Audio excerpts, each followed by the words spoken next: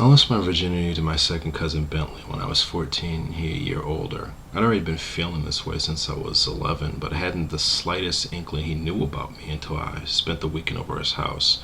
My aunt and uncle were down in Greensboro, which gave us free rein to look at the Playboy channel. "How'd you find out the code to unlock it?" I asked, scrolling through channels until I located it. We were in my cousin's room, which was dominated by posters from muscle and fitness, barbells, and other gym equipment. Bentley had recently developed an obsession with bodybuilding and was hell-bent on becoming the next Lee Haney. "That ain't exactly the most original one out there," my cousin grunted from his ab bench, his bare torso saturated in sweat as he did crunches. "I figured it was either Mom's birthday or their anniversary." Locating the Playboy channel, I was horrified to discover a talk show was in progress, which was about as arousing as getting a spinal tap. They could have at the very least been naked. "When did CNN buy the Playboy channel?" I asked in bewilderment. Bentley laughed, getting up from the bench and retrieving a towel from a nearby laundry basket. "They don't really get hot until late in the evening. Let me show you something." I turned to look as he began fumbling around in his footlocker by the window, his shining muscular back to me.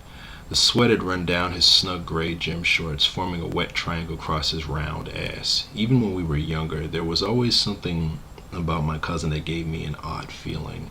How my heart rate sped whenever we wrestled around on the floor, his essence a combination of teenage perspiration and right guard, and Bentley's habit of directly staring at you during a conversation. "Check this shit out, yo," he instructed, popping an unmarked VHS tape into his VCR. After the usual FBI anti-copying warning began, we were viewing suddenly a Shawn Michaels porn video.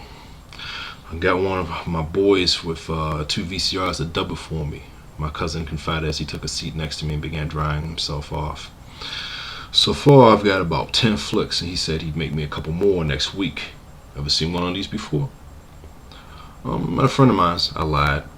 "Oh, you didn't," Bentley snickered. "Yes, I did." "Name one of the movies, then." I smirked at him, my cousin nudging me playfully. "I knew it. The way your eyes almost bugged out of your head when the girl showed the titties. I thought you were going to start hyperventilating and shit." Flipping him the finger, I continued to watch the movie, the girl now on her knees and her head resembling a piston. I'd briefly made out behind the school gymnasium with Angie Farrell once and even seen sex simulated in R-rated films, but witnessing the real thing almost terrified me. Although it was turning me on, I was getting more anxious about what I could discern Bentley doing from the corner of my eye. One of his hands rested atop his lap, occasionally tugging the weighty lump in his shorts. Was he doing what I thought he was doing right next to me? My curiosity was attacking my heart like a snare drum, but I didn't want to get my ass kicked by being nosy either. "Hey, Joey," Bentley got my attention. "I'm gonna watch this, so I gotta beat my shit. They ain't gonna weird you out or anything, is it?" I told him no, and he fished himself from out of his shorts, making me almost gasp at its curved girth. Averting my eyes back to the scene, I unzipped my jeans and did the same, my brain reeling with the actuality that this was happening. "You want any baby oil?" I whispered. "I'm good." "I can't do it dry like most folks," he informed me, grabbing a nearby bottle from his dresser. "Last thing I need is to get all chafed." "Stop staring at him, dumbass," my mind barked urgently. "That's your cousin's dick you're gawking at. He's gonna think you're gay." "Damn, yo," he groaned from the depths of his throat. "This flick is driving me wild." "Yeah, man," I joined. "Me too." A moment that felt like a millennia crept past, the only sounds being grunting from the screen and the wet sounds we made with our bodies. "Joey," Bentley whispered, "if I ask you to do something, will you do it and not read into it too much or anything?" Okay." "Just bite down on my neck," he instructed me with his free hand. "Not hard enough to draw blood or some crazy Nosferatu shit, but just so I can feel it." "Well," I began, but Bentley turned to me. "Look, man," his eyes seared into me. "I ain't swishy or nothing, but I'm hotter right now than I've been in a long time. I'm willing to bet so are you. There ain't nobody around here but us. No freaks ready to give us any pussy or nothing, so either we can help each other out or let our balls explode. So what's it gonna be, cuz?" I leaned in cautiously towards his glistening pecan skin, braced myself, and then bit into a mouthful of saltiness that stiffened me further. Bentley sucked in air through his clenched teeth and wrapped his arm around my shoulder. Oh, Jesus. My cousin begged. That's what I'm talking about right there. Even in this awkward embrace, we continued to stroke ourselves, Bentley now completely naked and grinding his broad hips. I suddenly felt the pressure increase and snuck a glance down to realize that he was grasping me, his slick palm making my nerve endings shriek out joyously. I, in turn, had to use both my hands to seize his. You trust me, Jojo? Bentley asked. He hadn't addressed me by that nickname since we were little. With my mouth full, I could only nod. Before I knew it, we were on his bed, my cousin yanking my t-shirt off with one swift motion.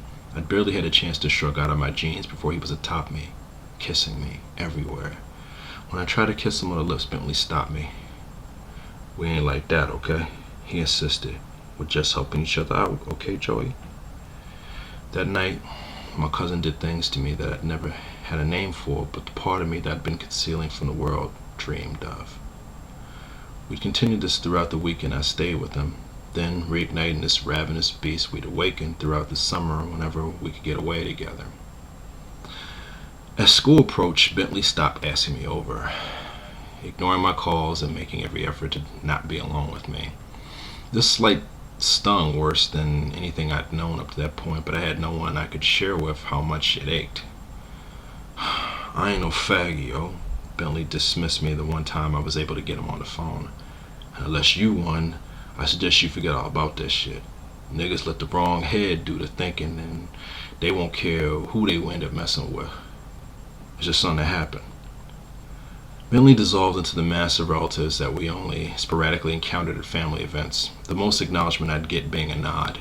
He'd go into the Marines immediately after high school, marrying a girl from his parents' church that he knocked up. After 2 more kids, he ended up selling houses at his father-in-law's realty firm. I still taste the obscene tanginess of his skin in my sleep sometimes.